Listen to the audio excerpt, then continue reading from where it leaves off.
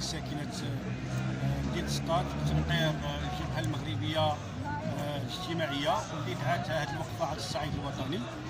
والهدف من هذه الوقفه هي اولا تخليدا لذكرى عزيزه علينا، وهي ذكرى ديال 20 فبراير، واللي كانت ساهمت بشكل قوي ومباشر وخلقت واحد الانعطاف على مستوى جميع المجالات السياسيه والاقتصاديه والاجتماعيه والثقافيه. وايضا كانت الشعارات ديالها اللي هي لا زالت مطروحه لحد الان. هذا من جهه. من جهه ثانيه ان الوقفه تاتي احتجاجا على الاسعار المهوله والاسعار اللي زادت بواحد الشكل مضطرب، واللي اثرت بشكل مباشر على القدره الشرائيه ديال المواطنين والمواطنات، بحيث ان اغلب الاسر الان اصبحت تعاني بشكل مباشر من ارتفاع الاسعار في جميع المواد ومنها المواد الاساسيه.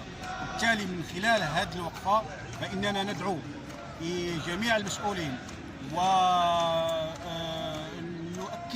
على ان ضروري من الحد هذا النزيف ديال هذه الاسعار، ثم ايضا من اجل تحقيق الحقوق الاقتصاديه والاجتماعيه كامله لتحقيق الكرامه ديال المواطنين والمواطنات، ولا على ساكن سطات حتى هي مباشر يعني مستهدفه بهذا تحقيق هذه الحقوق من اجل الكرامه وحقوق الانسان. واعتقد ان هذه الوقفه اللي شارك فيها مجموعه من المواطنين والمواطنات هي رساله موجهه الى من يهمهم الامر على اساس اخذ اجراءات مستعجله على الصعيد المحلي ولا على الصعيد الوطني من اجل وقف هذه الاسعار اللي خلقت واحد الارتباك وخلقت واحد النزيف عند الاسر. وتحيه.